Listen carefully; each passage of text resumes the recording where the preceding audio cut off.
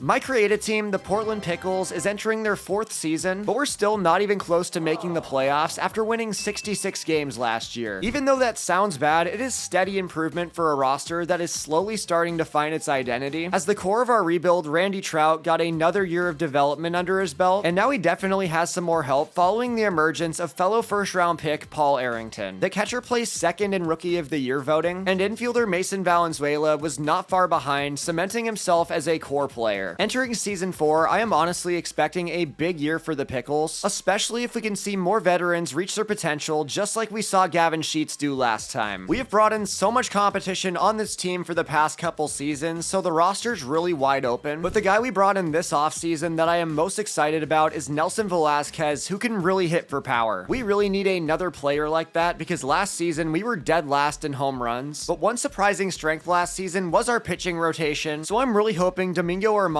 gives us another good year. Here is David Fry, who's been a huge disappointment, but I really think he could be a bounce back candidate, and here is a good start to his spring. Here is our best player from last year, Gavin Sheets, who will definitely not be batting 6th when the season starts, and as you can see, he did not have a good first year with the Pickles before breaking out, and we really need David Fry to follow that same trend. Comment down below which Pickle player you are most excited to see this year, but for me, I think it's Paul Arrington. This guy's rookie season was better than anything Randy Trout had ever done, and after being snubbed for Rookie of the Year, I think he's gonna take a big step. Our offense is definitely starting a bit slow in spring training, but here is Dom Canzone picking up our first extra base hit against his former team. Hopefully that is good momentum for us as Nick Gordon's going the other way to put runners at the corners, but Canzone is going for it, rounding third, heading for home, where thankfully the throw is offline. That was a great answer to Seattle's solo shot as Velasquez pops up the other way, and I was definitely late on that pitch, but it keeps going and going to the wall. That is a home run. That is why we signed him, because it is so important to have power, and we take the lead. We have seen flashes, but we are still waiting for Randy Trout to reach his potential on offense, but I'm hopeful another year of experience will make a difference for him. By the way, David Fry just collected his 2nd hit, and now this is smoked to opposite field by Gavin Sheets, and even though we're late on all these pitches because we're still warming up, that is a ground rule double. We're not just winning in spring training, but we're dominating our division rival, and once again, I am very hyped for this team as Arrington pulls this into left field where they cannot get it. That is an RBI double. What an amazing way to start episode 3 of the Pickles. And remember to drop a like and subscribe if you're excited for the rest of the series, because I post this every Wednesday at 4 p.m. Eastern. Our entire offense was involved in a 13-run game, and all I want is for this success to continue later on into the season. Randy pulls this down the line, going foul. Last video, I asked you guys when you thought the Pickles would make the playoffs, and many of you said season 5 or 6, but at least for me, it really depends on how big of a leap forward our young prospects take. If a guy like Randy Trout becomes an all-star, it would have a ripple effect on our organization as there is another single up the middle. To make room for more of these young guys though, I might have to trade away someone like Emmanuel Rivera, and entering the last year of his contract, I think he could be a pretty solid bench bat for somebody. Many of you have complained that I've only made one trade, and the reason for that is there's been nobody to trade away, but since I've had some more time to build this roster, that could change in this video. Keep in mind though, if I choose to make some trades, they're gonna be deals that I feel like are realistic, and I won't be destroying the best farm system in baseball to maybe win 80 games. After a big win, we only put up 1 run on 14 hits, so just like on an episode of The Bachelor, there were a lot of singles being hit. I just found a very good problem because we have a massive logjam at third base, and even though I mentioned trading Emmanuel Rivera, that's probably a deadline move, so the odd man out is the other Emmanuel. Valdez is 28 with positional flexibility, and he doesn't hit free agency for another 5 years, and I found a potential playoff team looking for a starting third baseman. Valdez would immediately become their top option, and I believe a fair return for him is 18-year-old second baseman Dan Castilla. I am making this move. A good comparison for him is Mason Valenzuela, and I feel like we needed some younger prospects in our middle infield. Our farm system keeps improving as we have 11 top 100 prospects with Pablo Cedeno, Ernest Crespo, and Hoyt Harnett in the top 15, so I'm really excited to see who comes up to the majors next. Opening day rosters are set, but that does not mean I'm necessarily done adding to this team, because if you go to the waiver wire, as you can see, there are a ton of players available. Our former ace Eric Lauer is here with a $7 million a year contract, which is obviously too much for us, but I really like the idea of adding Daniel Lynch, and I'm gonna do it. Another guy who really intrigues me is Matt Waldron, who has 5 years before he hits free agency, so I'm definitely gonna claim him. Along with Sixto Sanchez, who is 28 with B potential. Obviously, claiming a player does not mean that we're gonna get him, so I really hope that we get a couple of these guys. Simming ahead, we did get all 5 of the guys that we went after, so our pitching staff is now full of new faces. There's a reason they say that one man's trash is another man's treasure, as we gave up a hit on our first pitch of opening day, but here is a double play to end the inning. If we can start the season with a win against the Blue Jays, that would be a huge confidence boost, but our first at bat did not go the same way as theirs did, and Valenzuela also grounds out. Maybe Gavin Sheets can get us momentum, and honestly, he looks like a Greek god standing up there. He's literally huge. It would be so great if he could put up another 20 home run season, but so far, this game is a pitching clinic. Ever since giving up a hit to his first batter, Domingo Germán has looked very good, or at least I thought so, as that is an easy double. Now I'm curious to see how he does with a runner in scoring position. Unfortunately, Springer rips it right up the middle, and Kirk will score the first run of the season. We need our offense to get going, and I was hoping Velasquez could provide a spark, but that's a pop-up. And now here's Randy Trout's first at-bat of the season, and it is literally the same result. We missed out on 2 pitches that were straight down the middle, and Toronto scores again, so we've already dug ourselves a hole as finally Nick Gordon is going to deliver our first hit. This could be our chance to rally as we finally have a runner in scoring position, and even though this sounded good off of Valenzuela's bat, it is not going to be deep enough to advance Gordon, who's gonna go anyway for some reason, and auto base running always strikes in the worst moments. That is so unfortunate, especially because Gavin Sheets would have just scored him on our first home run of the year. I'm kicking myself because it could be 3-2 right now and Velasquez singles, so maybe we can keep the rally going, but Randy Trout grounds out. Thankfully, Germán tossed a scoreless inning, and if we were facing 2022 Alek Manoah, the comeback would be out of the question, but he's definitely had his struggles, and that slider smack dab in the middle of the plate is exactly what I'm talking about. After a terrible first year with the Pickles, Fry has gone yard on opening day, and suddenly we are back to a 1-run game as Madrigal hits a classic single. Thankfully for us, this inning is still younger than the girls that Wander Franco's into, and we have a real opportunity as Manoah's losing his control, but right on cue, we ground into a double play. This might be Germán's last inning if he can even survive this long, as Cavan Biggio gives us a ride deep into left center field for Canzone, who cannot get it, to put runners at 2 and 3. We're welcoming Jorge Alcala to the Pickles in a bases loaded situation, and if he gets us out of this one, I'm beginning construction on a statue. There is 1 out, so we just need a double play with the bases loaded. Ask and you shall receive. Thank you, Jorge. The baseball gods have given us another chance to come back, especially because Jorge is out here dealing. It is the 7th inning stretch, and Fry popped up a home run pitch, and we once again did not score. We are leaning on our waiver wire relievers, and Dylan Coleman's another guy I'm very glad we picked up. This is another chance to rally down 1, but we're up against flamethrower Andres Munoz, and the mix of him and Jose Alvarado is gonna make this really hard. It is so hard to catch up to this fastball, so we get embarrassed by the slider, but at least now we get to test out another new bullpen arm in Jimmy Herget, and that is not good. At least on the bright side, they didn't score a run, but on the very next pitch, Tyrone Taylor takes it. But regardless of whether we can rally back here, the improvement is on display. We did get 1 man on board, but facing a lefty, there were no pinch hit options for Gavin Sheets, who grounds into a double play. We are down to our last out for Vaughn Grisham, who we signed this offseason, and of course he singles, which sets up a clutch moment for Randy Trout. That first pitch, though, did not give me a lot of hope. He makes contact up the middle, but it's fielded cleanly, just barely, and we lose on opening day. Gavin Sheets and David Fry homered, but 2 runs on 8 hits is unacceptable, as we're going to simulate the rest of the series, which earns us our first and second win. Splitting the series is a great start to the year, and then to start our next series against the Red Sox, we scored 11 runs on 5 homers. Another win would give us our first series victory, but this game is tied up at 0 in the 8th, so once again, the Pickles are sweating it out. It's only been a few games, but David Fry is off to a very encouraging start to the year, and now he has the chance to keep this inning alive. He is battling with a full count, and I thought that was going to be a slider. That really sucks, but thankfully Falter's going to hold it down. So now we have a walk-off chance, starting with Randy Trout, who was super late on this one, going the other way. It stays fair and will be a double. Starting the inning with a runner on second is huge, but suddenly there are 2 outs for Paul Arrington, and the second-year catcher gets this one by the second baseman to get Trout to third, rounding it and headed for home as the throw is offline. The biggest sign of this team's growth may be that we didn't need to go to extra innings to win, and don't look now, but we're 4-2 and make that 5-2. I really don't know what to think of this because we're still ranked as the 28th best team, but maybe this could finally be the year we at least pass the Angels to get out of the division cellar. However, if they beat us here, they'll win a 4-game series, so we desperately need a rally from David Fry, and he is absolutely on fire. I would like some fries with that shake, as his solo shot ties the game. This guy could not hit standing water last year, and now he's our MVP, and I know there's still a ton of time left in the season for things to go bad, but I am excited. It would be so huge to tie the series with LA, but as we've all become so used to on the Scrawny Slugger channel, this game is gonna be decided in extras. Just like that jar of pickles in your fridge, this team can last for a long time, but apparently we also get better late in games as Castro skies this one and it goes into the seats. Castro completely sucked last year, but he is the best lefty masher on the team, so it's definitely nice to see those ratings finally show up, and James Getz just got in the game, but he's already making me nervous. For most of last season, the 20-year-old closer was very hard to watch, and so far this game seems no different. Trout could be the final out of the game, and that was left over the middle, so I really need Getz to take a deep breath. With Getz, so many of these situations have backfired, so we just need him to hang in a bit longer, and that is very bad, but at least it's not the worst case scenario. Part of me was expecting that to go over the fence, but I guess that causes another problem with the winning run at the plate. Trout is taking off, the throw comes in, and game over. I cannot believe Trout took that risk with 2 outs, and apparently Getz earned a save from that. We are kind of on a roll now, winning 4 in a row, and for the next week, our success would continue going into this game against the Marlins as we're trying to win the series. Valenzuela tied it up before they pulled back ahead, so once again, we are down in the 9th. Velasquez got hit, but Randy Trout just popped up an absolute meatball, which is unfortunate, but Fry continues his hot start. We are making one of the better closers in baseball sweat, but he struck out Madrigal to refine his rhythm. It is all up to Paul Arrington, who is just early, so he's chasing a 1-2 count, as any pitch can be our last, and I don't know why it check swinged. That is a huge mistake. My hands are sweating so bad that it slipped off the button, so that's a tough loss, but I really can't complain. If the season ended after 3 weeks, we'd be in the playoffs, but we all know that it doesn't, so let's look at scouting for the first time. For the 3rd time in the series, we are picking at number 4 overall, and there are not a lot of good position player options once again, but going down the board, I do see some guaranteed high potential prospects who we could target with our first couple picks. This has been the best month in Pickles history, as we're down by 1 run to the Brewers, and Randy Trout is gonna find a way to double. I know we love Randy because he was the first ever draft pick for the Pickles, so I thought you all should know he's having a solid season, and now Mason Valenzuela is looking to send him home. That was on the tip of Sosa's glove, so close. You can't win them all, and we lost that series, but after another week of scouting, look at this absolutely crazy catcher that I found. I probably won't draft him because his potential's lower than his overall, but could you imagine pairing him with Paul Arrington? I usually don't scout guys like Albert Guevara because their potentials are already guaranteed to be pretty high, so I use my time to scout guys like Juan Espinosa, who have wider ranges but could be amazing. I keep thinking our team's luck on the field has to die eventually, but it seems like our entire roster is hitting the ball, and while I'm definitely a little more concerned about our rotation, Matt Waldron and Sixto Sanchez are absolutely killing it. This game against the Astros is going to tell us so much about our team, and I guess they have Cody Bellinger now, who grounds into a double play. Waiver wire pickup Daniel Lynch has struggled so far this season, but he's having a great game today, so it would be great to give him some more run support, and right on cue, Jared Walsh watches that one go to right center. One of our best players from season 2 has been pretty quiet over the past couple years, and unfortunately at 33 years old, this season has been no different, but huge props to him for waking up at the right time. Lynch has only allowed 1 hit to this loaded lineup, but make it 2, and while his stamina is still in a good spot, another hit is making me nervous. After a walk, I decided to pull him, and there is no way Dylan Coleman's first pitch is a grand slam. That is terrible timing, as he's been good all year long, but as a lifelong Mariners fan, I feel like I've seen that a lot. Tough play for Jeremy Pena, and he's got him. This game went from amazing to terrible all in one swing, and now we're fighting for our life, as it's gonna take a miracle going up against Josh Hader. Randy Trout makes good contact deep to right center field, and for a second I thought that one was gonna have the distance. We are down to our last out, and it's Vaughn Grisham, and wait 1 second, we are not done here yet. The free agent signing on his first pitch hits a huge home run, so there is a ray of hope as I am pinch hitting David Fry. This is a big deal, but we're already down 0-2, so maybe my excitement's for nothing, as here's contact straight to the right fielder, which means the Astros have come back to defeat us. We've had a lot of heartbreaking losses in 4 seasons, but this one takes the cake, as they also bust out the brooms against us and drop us out of the wild card race. The Astros continue to haunt my soul, and I also just remembered they stole a shortstop from us in the draft who is now the number 3 prospect in all of baseball. They're gonna be a thorn in our side for a long time, so we better find some talent of our own, because apparently Trout and Barrington are not enough. It is such a challenge to be stuck in a division with Texas and Houston as we're down 1 to the Rangers. So now we need Randy Trout to make a big play, but he strikes out. Losing another series would put us on a bad track, but no matter what happens for the rest of the year, this season has been a huge success in my book. The fact we're competing with playoff teams is improvement, and for us, losing a close game is kind of a win. That was only the first game of the series, but we lost number 2 and number 3 before they completed the sweep, so suddenly we're in 4th place for the West. Fittingly, the Mariners are in last place, and in our next game, we're tied with them 11 to 11, and this is a very important one for us to win, not only because we would take the series, but also to stay out of last place. Thankfully, we're in a great spot in the bottom of the 9th with the bases loaded, but Canzone, the former Mariner, grounded into a double play. We cannot afford to blow this, and here's the intentional walk, so we might actually blow this, but it is now or never for Jared Walsh, and we just got a little too excited. If he was a nanosecond later on that, it's a grand slam, so we left the bases loaded in a walk-off opportunity, and now in extra innings, Josh Bell bloops it into left center field where I thought it would get down, but David Fry made a great play. He is out of position, but it didn't stop him going parallel to the ground, so even on defense, David Fry is enjoying a breakout year. Hopefully second time's a charm for a walk-off. Valenzuela makes great contact, but it's caught. So now here's the man who saved the game on defense, delivering on offense, as we finally beat the Mariners and stay out of last place. We really needed another series win before going on a brutal stretch against the Rangers and the Astros. And I know we've been talking about David Fry's great year, but Mason Valenzuela has quietly been the best player on the team, hitting .340 with a .543 slugging percentage. That's just ridiculous. Fry does lead the team with 12 home runs, which were a huge problem last year, so it's very nice to see we have 3 guys hitting 10. Now looking at our rotation, Matt Waldron has easily been our best guy, pitching at a very high level, and it's nice to see James Getz has already racked up 13 saves. I am very nervous for this series against the Rangers because they could send us to last place, so it would be very nice to tie or take the lead in the 8th inning, but Gavin Sheets flew out deep. While the Pickles are no longer the 19-win team they once were, there's a lot of work to do, but we can redeem ourselves in the very next game, which is 4-3, but maybe not for long. David Fry deep to left center field. It is gone. Another home run for our team leader, and I still can't stop comparing last year's stats to this year's, as he almost already has as many home runs. Fry has done exactly what we signed him to do, and I definitely did not sign Nick Madrigal to do that, but I will not complain about taking the lead. You know it's a crazy video when Madrigal starts hitting dingers, so right now it looks like we might actually end our curse against the Rangers, Canzone into the gap, and that is run down. We desperately need our bullpen to protect the lead. Evan Carter is very scary. Thankfully, that's caught. So there are 2 outs where we're facing Corey Seager, grounded to shortstop, and the flip to second. Obviously, it would be great to add some insurance runs, especially because our offense has looked great and there are 2 singles. However, Valenzuela got picked up, so it looks like we're gonna blow it, and we do exactly that. We should not have swung at that, but it might not matter because our relievers have really stepped up. That should have been Fry's second bomb of the day, but unfortunately, he missed the opportunity, and now it's all up to James Getz. 13 saves on the year for the 20-year-old closing pitcher as their soft contact for an easy first out. He's our best reliever, but he's still developing. But so far this year, he has looked a lot better and has a chance to retire the side, but maybe not so fast. Getz has been raising blood pressure in Portland ever since he got here, and he took that off the foot. So now the tying and winning runs are on base, but thankfully this is soft contact to left field as the Pickles survive and finally beat Texas. A little close for comfort, but I'm happy with a come from behind win, especially because we're staying out of the cellar. We are done scouting international and West pitchers, and just like always, we're gonna have a lot of options throughout the entire draft. I've also found a few position players I like, such as shortstops Juan Espinosa and Carmine Ochoa, but since we've drafted so many infield prospects, I'd also be interested in someone like Sean Sestaro. We need a rally down 3 to the Astros with the bases loaded, and that's not gonna do it. So if we want any chance to win this game, we cannot allow another run, as Jake Myers is gonna test the throw from third base, coming in hot from Canzone. It is in time. That's impressive, but we still need 3 runs off Josh Hader, and it's very unlikely, but it would be very cool. Unfortunately, the inning is not off to a good start after a Madrigal pop-up, followed by this Canzone flyout. So as expected, the Pickles take another loss, but at least on the bright side, it was another big game from Mason Valenzuela. This has been a brutal stretch of games as we lost another one, and we are in last place, but at least from looking at the stats, this is the best last place team I have ever seen. We are looking to end the month of May on a good note and forget about it as the bases are loaded and Domingo Armand cannot get himself out of trouble. Just like we feared, regression has hit the 34-year-old like a truck, so the Pickles need to make up some ground against Hunter Green. So far, we are not off to a good start, but Canzone dug out out a fastball, but it feels like we've really struggled to hit for power over the past couple games, as Gordon blooped this one into center field and is very lucky it dropped. So we have 2 runners on board where Nick Madrigal does what he does best, hitting this one 68 miles an hour, but he still manages to drive in a run. I feel very good with 2 on for Valenzuela, and it's very interesting that he's overtaken Randy Trout despite being drafted after him, and that was just our 4th single in a row. Speaking of Randy, here he is with a chance to drive in more runs, and honestly, he's just gotten really unlucky. After 4 ground ball singles, someone finally hits for power and gets out, and it's the same story for Gavin Sheets, who blasted this 102 off the bat for a flyout. Thankfully, Domingo holds strong, so we still have a very interesting game on our hands, and look, it's another single. I saw a very funny comment on one of my videos saying I rely too much on power hitters while I literally signed Nick Madrigal, so I've definitely built the roster with a mix of both. We are down to our last 3 outs where Velasquez gives this a ride, going back to left field, where I don't think it's gonna have the distance, and it comes up short. That looked very good coming off the bat, but you know what she says, the Pickles just needed a few extra inches, so Paul Arrington is our last chance. Paul has definitely hit a bit of a sophomore slump after placing 2nd in Rookie of the Year, so this would be a great chance for him to turn it around, but of course they threw the slider. We did rebound with 2 wins in a row, but now we're trying to rally against the Mariners. I feel like we have not seen Randy Trout do much of anything in game, and unfortunately we lost to the Mariners, who, by the way, if you're watching this on Wednesday, I'll be at the game tonight. Come find me. Right fielder Carmen Gonzalez is another option in the first round, and next up I kind of want to check out center fielder Rocco Vega Ramos just for that name. We are deadlocked at 2 apiece with the Colorado Rockies, but lucky for us, they have our former pitcher Josh Winder, and I'm glad to see he's still terrible. Now we're up by 2 runs, and Randy Trout blasted this one at 116, but even then, he's still getting unlucky with the runner staying at 3rd. He was the safest pick in the draft when we took him, but suddenly people around the league are viewing him as a bust, so at least it was nice to see him hit the ball hard as we leave runners at the corners. However, Colorado is threatening to score, so we're definitely not safe yet, but luckily we have Drew Romo down to 2 strikes, but this is gonna stay fair down the left field line to tie the game right back up. Everything would be okay right now if Trout had driven in that RBI, but thank you, Paul Arrington, because that 1-out double has given us a runner in scoring position. Dom Canzone obliterates this one into right center field, going all the way back. Brenton Doyle, it is caught, but the runner tags. We have come up empty in so many big moments this season, but losing to Colorado would be a huge step backwards, so thankfully Grissom delivers. Now all we can do is sit back and hope James Getz doesn't mess this up, but lucky for us, he is dialed in right now, hitting his spots and forcing soft contact. We blew a 2-run lead, but all that matters is we got it back, as Getz is looking for save number 18, which he secures in a pickle win. That was way too close for comfort, but we're still in last place, but it looks like we're finally getting out of some of these cold streaks. Thankfully though, we swept the Rockies, and after another week of scouting, Rocco Vega Ramos was not who I was hoping he was. Another series win could be the ticket to catching Seattle in the division, and Nick Gordon is not messing around, breaking the tie. What a statement to break the tie as Nelson got hit in the cheeks. So there's 1 on board for Randy Trout, who's trying to turn his season around, getting a hold of this one into right center, and it is over the fence for a home run. Randy has finally done it, and I hope that's a sign of things to come, as we secured another series win. It is now time for the MLB draft, where my plan is to take one of these 2 shortstops, with my favorite being Juan Espinosa. My plans are usually more suspenseful, but I cannot pass on the opportunity to add a powerful catcher, and lucky for us, 3 pitchers went in the first 3 picks, so I'm getting my guy. Everything that happens after this depends on how the board falls, but funny enough, another shortstop might be my next target. We have reached our pick where Elroy Sun is still on the board, and with that potential range, it's honestly a no-brainer, but now the second round is a bit more unknown, as there are still a lot of pitchers available, and as you know, in MLB The Show, a lot of these guys will fall to later rounds, so I'm going to take a player who doesn't necessarily have the highest potential range, but he does have a guaranteed high floor and high contact skills, along with the versatility to play multiple positions, but he does have a very high overall, along with great contact abilities and position flexibility, so I'm going to take Chris Bush. Now in round 3, all the discovery pitchers I found are still on the board, so once again, I'm going best position player available, and that is high potential third baseman Dominic Tippett. Now in round 4, I could finally go pitcher, but instead, I think I'm going to double up at third base, grabbing Guadalupe Moreno, who's just too good to pass up. Getting too many high potential infielders is a good problem to have, so now we can finally start taking pitchers, and I really just need one of these guys out of 2 to work out, as Will Hughes is here with 86 to 89 potential. He is our final selection. But like I said earlier, we're probably the best last place team I've ever seen, and if we were in another division, we would certainly be competing for the title. title. Matt Waldron is up here not just putting up good numbers, but arguably Cy Young numbers. However, right after Bailey Falter, there's definitely a bit of a drop-off, as our guys are definitely starting to get a bit older. Getting all those bullpen arms off the waiver wire was huge because our pen has been great this season, but funny enough, that does not apply to our highest overall pitcher, James Getz, who is not performing very well. Ever since I called him a bust though, Randy Trout has been turning things around, and look at all of these upgrades, specifically +8 to power versus lefties. By the way, I was wondering about this, but checking the awards, Matt Waldron is indeed in 3rd place for the Cy Young, and along with that, he's our first All-Star who didn't make it by default. We actually had an All-Star who earned it this season, unlike Nick Madrigal, who got it 2 years in a row just because every team needs to have one, but I wouldn't be surprised if we had one more scrolling through, and there is David Fry, who has definitely earned it with a team-leading 932 OPS. This Pickles team is really starting to come together, and they're going to be chasing the playoffs in the second half. Our first game out of the break is against the Houston Astros, and Domingo Germán's in a bit of trouble with the bases loaded as Yordan Alvarez is going to hit a grand slam. After starting the season as our ace, he has fallen down to our 5th starter for a good reason, and it's very unfortunate because we had a chance to start off the second half on a good note, but at least Nelson Velasquez went yard. That was not an ideal first game, and it's so annoying watching this Astros team get better with Zach Gallen, Cody Bellinger, and Josh Hader. We clearly need to do something to get better, and with the trade deadline approaching, I have one player on my mind, and that is outfielder Dominic Fletcher, who the White Sox are willing to sell on. A potential outfielder, Matt Higgins, is the highlight of this return because he still has 6 years of control and even has a chance to play right away for Chicago. After that move, we do need to clear a roster spot, so I'm trading Jared Walsh for a bullpen arm. Here's what our lineup looks like after the trade, and I'm really hoping it sparks our offense to win this series against Texas. We're leading 1-0, but we're looking for some insurance runs. Emmanuel Rivera into right center field, where it is caught. Unfortunately, Texas tied the game, and then they took the lead with a 2-run shot, so after blowing the lead, we are on our way to losing another series to the Rangers. We just can't seem to get past them, but on the bright side, Dominic Fletcher did hit a home run, and he's become our 5th 80 overall player. I was thinking about trading Emmanuel Rivera, but we definitely need him for our playoff run, and because he's very happy here and isn't asking for a lot of money, I wanted to offer him an extension, but of course, our owner doesn't want to do that. Apparently, $3.8 million for Nick Madrigal was as high as he was willing to go, so the fact we're even close to the playoffs is unbelievable, and in this game against the Giants, David Fry just drove in the go-ahead run. We have made the most out of every penny that we've spent, and Dominic Canzone is driving this one deep into left center field, and that will surely score David Fry as it is off the back of the wall. That was a 5-run 6th inning, so apparently the Astros and the Rangers are the only team we struggle against. After winning the series, we're 55-50, but we slipped 1.5 games out of the wild card. If we want a chance to make the playoffs, we have to start beating playoff teams, and up 2 runs against the Orioles, we're looking to do exactly that. Another run in the 8th would likely ice it, so this is a big opportunity for Dominic Fletcher, who got a meatball but couldn't deliver. At least he had the speed to leg it out, so it wasn't an inning-ending double play as Madrigal got this to drop in center field, and here's the speed from Fletcher, rounding third, headed for home for the weirdest RBI I've ever seen. That was the most Portland Pickles way we could have possibly scored, and now Getz is gonna close it out, as we were able to take down a playoff team. However, after another win, we're going for the sweep, and obviously I don't need to tell you how big this would be for the Pickles, as the bases are loaded with a full count, and Gavin Sheets shoots this one up the middle. That is gonna score a run. Another is coming around as the throw comes in and Nick Gordon's out. That was so close, but this game's gonna remain tied going into the 8th, where our starter Daniel Lynch is still in the game and he retires the side. Now we have a prime chance to take the lead, but after an ugly swing and miss from Fletcher, Trout goes down looking. I feel pretty good about a lefty going up against Gunnar Henderson, but he lays down a bunt and I think he has the speed to beat it out. I was definitely not expecting that, but it is okay because Mountcastle grounded into a double play, so imagine how cool it would be if a 9th inning walk-off secured a series sweep. Unfortunately, we have our work cut out for us, and that's not gonna help, so Nick Gordon is our last chance, and he swings at the first pitch he saw, but unfortunately, it is going to be run down. This is not an offense I want to face in extras, but the good news is at least they're hitting first, so we'll have a chance to match them if they score. Down to their last out, we retire the side, so the heart of our order is gonna get a walk-off opportunity, and here's Gavin Sheets, who gets out on an edge fastball. We missed another walk-off chance, but Alcala's dealing, so maybe the bottom of the 11th is our time to shine as the new guy Fletcher smacks it past the infield, and that is going to score the walk-off run. That completes a series sweep against one of the American League's finest, but I still can't believe we're are in last place, even though we're half a game out of the wild card. While the present day is finally starting to look good for the Pickles, we're also looking forward to the future because we finally get a chance to see our draft rankings, and that is a lot of blue, as we really made the most of every single selection, and once again have put together a very promising draft class. Starting at the top though, we struck gold with Juan Espinosa, who has 89 potential and is already 75 overall with great power for a shortstop. But just in case one shortstop wasn't enough, we went back to back getting Elroy Sun, who's more of a project and will probably slide to second base, but he has a very high ceiling. After that, I didn't have a lot of players to pick in this range, but I'm really glad I went with Chris Bush because he has a very good bench skill set with good contact skills and many secondary positions. After that, I grabbed not one, but two high potential third basemen, and as I always seem to do, I ended the draft getting two pitchers who both look very good. I know this was a very infield heavy draft, but that's honestly just the way my board unfolded, and I always go best player available because you can always trade prospects. Before the season ends, I want to check in on how some of the prospects are doing, but obviously I'm very invested in this Pickles season because the wild card race is basically going through our division as we're up against the Angels. The pitchers we picked up on waivers deserve so much credit because without guys like Jorge Alcala, Sixto Sanchez, and especially Matt Waldron, we probably wouldn't be here. Sanchez is still scoreless in the 7th, and it feels like the first team to score will end up winning this one. And in the 8th inning, the Pickles are looking to get going. Nick Gordon just slapped a single into left center. I am feeling very good with Dominic Fletcher at the plate as he's able to dribble it past the second baseman to score the go-ahead run. However, there are still 0 outs and plenty of chances to do more damage. Nick Madrigal into right field, which is definitely a flyout but advances the runner. So there's a man at third for Randy Trout, and with a full count, the runners are taking off, but he hit it right at the first baseman. By the way, for all of you Randy Trout fans, his numbers are looking better and better, so he's still doing good even though it feels like he never performs on camera. I would love to add another insurance run in the 9th as Sheets smokes this one over the shortstop's head for a double, so we have a chance to go up 2-0, and for the second inning in a row, there's runners at the corners. Dom Canzone has a clutch opportunity, but will definitely take a hit by pitch as Fry grounds it to second base, the flip to home, and back to first for the double play. We have left too many runners on, so thankfully Nick Gordon sprays this up the middle to score not one, but 2 RBIs. From our experience with James Getz, I'm glad he has run support because sometimes he really likes to make me nervous as the bases are loaded. All we can really do is sweat it out. As LA is down to their final out, here's a chopper to Madrigal, and we are able to survive. That is a big win against a division rival, and every win counts because there's 4 ALS teams in the wild card. We're gonna see how things pan out in the final 2 months, but for now let's take a break and look at our farm system because we lead the MLB with 11 top 100 prospects. We have 2 of the best 3 pitching prospects in baseball in Pablo Cedeno and Ernest Crespo, and they have both improved a ton over the last couple seasons, leading our AA pitching staff with some excellent numbers, as Cedeno particularly has a 1.95 ERA and a 1.05 whip. We could see both of these guys come up as early as next year, along with former second round pick 23-year-old Alex Nathan. Looking at position players, there's still a ways to go for Hoyt Harnett, but the same cannot be said for last year's first rounder Brian Lozano, who has emerged as probably our most pro-ready player. Then there's Wally Booker, who we drafted in the 3rd round of our first ever draft, and as a contact hitting catcher, I could bring him up as our backup very soon. With our new draft class coming in, we're gonna have a logjam of position players, which I think is a very good problem, but definitely start remembering a lot of these names for the future because we're not stopping this series until the Pickles become a dynasty. This is a bad time to start losing games as we got swept twice in a row, and 2 new teams have jumped us in the wild card, so we desperately need to get back on track, but Cy Young candidate Matt Waldron gave up a run. That makes it a 1-1 tie against the Tigers as Velasquez gets aboard with a single, but there's 2 outs for Dominic Fletcher, but forget about it, he hits the bat flip. That is a no doubt home run. We really needed that, so what a play from the trade acquisition as the Pickles have taken the lead right back, and we secured a much needed win. In our second game against Detroit, we're also trailing by 1-0, but make that a little worse because Torkelson just went yard. We really needed this series to overcome our losing skid and at least Castro homers, so I guess it's not over just yet as Valenzuela singles, but it's gonna take a miracle to rally back from these 2 runs, and there's 2 guys on base now. I'm starting to believe, and maybe that's a bad idea as Paul Arrington flies out, but here's David Fry, who's been awesome this season, but he pops up a home run pitch into foul territory. That is very unfortunate because we lost another series, and our next 3 are against very good teams. This is a very bad time for some of our most important offensive players to be on cold streaks, as we lost the series series to Tampa, but split with the Yankees, so at least we're still hanging on at 500. The Braves have the best offense in baseball, so we're trying to take the lead in this game against them, but a double play is gonna leave the bases loaded. Maybe a win could help us get out of this rut, but it was only a matter of time before their offense broke through, so a Nick Madrigal single is not gonna save us now, but maybe it will if this can get down in right field, but Acuna tracks it down, so the Braves completed another sweep. We have only won 6 games in the month of August, and it's so unfortunate our year is falling apart. The first 4 months of the year showed us that we have the young talent to compete with any team in the league, but they still need another year or two of seasoning. But after winning 3 of 4 to Chicago, the playoffs are still not out of the question. However, to start September, we're in danger of getting swept by the Dodgers, and that should have been blasted, but instead we lost another important game by 1 run. Now we're ending the season against 5 very good teams, so I'm just gonna assume that we're toast if we lose another series, as we're trailing by 2 runs to the Rangers, and Dominic Fletcher hit an absolute moonshot going back to the wall where it is over the fence. A 3-run shot has given us the lead, and even if we don't make the playoffs, I am very glad we traded for Dominic Fletcher, because he, along with David Fry, have emerged as all-stars, and that one looked very good coming off the bat, but it's a flyout. Now Dylan Coleman retired the side, so this looks like another James Getz save chance, and Randy Trout just keeps getting unlucky. He hit that ball so hard my controller vibrated, but it went right at somebody. So it's time for Getz against Adolis Garcia, who is down to 2 strikes, but hit this one back to Gordon, who rolls over. What a play! The throw to first is in time. Thanks to Nick Gordon, the big threat is out of the way, so now there's only 1 out left for him to get to complete a very low drama save. Now all we can do is hope that sparks something for the rest of the series, and apparently it didn't. And after 2 more series losses to Seattle and Arizona, I think I've accepted our fate. Our late season collapse has been very unfortunate, but on the bright side, I know that myself, along with several of you, never expected us to get this far in season number 4, and there's a huge home run for Dominic Fletcher. We can still end this season on a good note, and since the Astros caused the start of our downfall, it would be very fitting for it to be against them. James Getz has been good in the second half, and our 1-run lead and our pride is in his hands. What a beautiful changeup to give us a therapeutic victory against the Astros. That would be a great way to wrap up the story of season 4, but this game is too juicy to not jump into, so this will be the last game we play of the video before we really have some fun in the offseason. And how about Nick Madrigal giving us the lead? Very quietly, Madrigal has put together his best season with the Pickles, and that is very cool because he still has another year left on his deal. As someone who struggled this season, Paul Arrington just scored 2 more. On the bright side, we have improved faster than any other team in Major League Baseball, and that should only continue because our core is still improving, and we're going to see a huge wave of Major League prospects come up. But while I was optimistically discussing our future, we gave up a ton of runs and the lead. It would be so fitting if this season ended with a late game collapse, because in the grand scheme of the year, that is exactly how it happened. So I would love to break this curse and get a rally going, but Madrigal flew out. This has not been a good year for Paul Arrington, and now he could be our last out of the season, but at the same time, he could also be the hero. I would be perfectly happy with a walk in this situation, but he said no. He singled right up the middle. That's gonna score the tying run. You gotta love the heart from our second-year catcher, because he has given us the chance to go to extra innings as this ball is crushed and we're not out of the woods yet. I am begging Bailey Falter with 2 outs to just send us to the 10th, but unfortunately, it is not gonna happen that way. That single is easily gonna score the walk-off run, and in the saddest possible fashion, we are closing the door on season number 4. Things were looking so good after a 4-run 7th inning, but just like the rest of our season, it came crashing down as we finished with 76 wins. Just like you probably are, I'm very disappointed by this, but we saw some great developments this year, with the biggest one arguably being the improvement of David Fry. Nelson Velasquez also enjoyed a career season, while Randy Trout shed the bust label and Mason Valenzuela had another great year. I did not realize how much Matt Waldron would change our rotation when I signed him off the scrap heap, but pretty soon we're gonna find out if he won the Cy Young. But aside from him, this rotation really was not good. On the other hand though, our bullpen was a true bright spot, and huge shout out to James Getz for getting his ERA back under 4. This was easily his best season as a Pickle, picking up 40 saves, so despite all the emotional whiplash of this season, I am very excited to improve this team and get back at it next year. For the second year in a row, Aaron Judge won AL MVP. In the moment of truth, Matt Waldron is not even a Cy Young finalist. I guess that makes sense because Zach Gallen had an amazing year, so along with Paul Arrington's snub last year, we are still waiting on our first award. On the bright side, the last team we beat this season won the World Series, but now going into free agency, we're letting all 3 of these players walk. However, looking across the rest of our roster, I think we have a lot of very good options to replace them, especially because we just drafted Juan Espinosa. The tough part about improving, though, is that our owner is not happy with how many arbitration salaries we have to give out, so after those hit, there's no way he's giving us much money to work with, and that is very unfortunate for this offseason especially, because this free agency class is completely loaded. We were only able to put out one offer in stage 1, and now in stage 4, I found a player I would really like in Brian De La Cruz, but all I can really afford is this lowball offer. There is no way he's gonna accept that, but I simmed all the way to February where he is not on the offer sheet, and sure enough, he signed with the Portland Pickles. This guy mashes left-handed hitting, but he's also not just a platoon bat, and I honestly cannot believe we got him for stupid cheap because I never expected him to even consider that deal. Here's our projected lineup next season when we inject Brian De La Cruz, and it's fair to say that we should be even more of a problem, as entering season 5, we almost have a whole page of 80 overalls, which is definitely a sign that we've improved a ton just over the past couple seasons. Thank you so much for making it all the way to the end of another Portland Pickles video, and I'm excited to get the next one out to you on Wednesday at 4 p.m. Eastern. While you wait for that, drop a like and subscribe on this video, and click right here to see more of my content.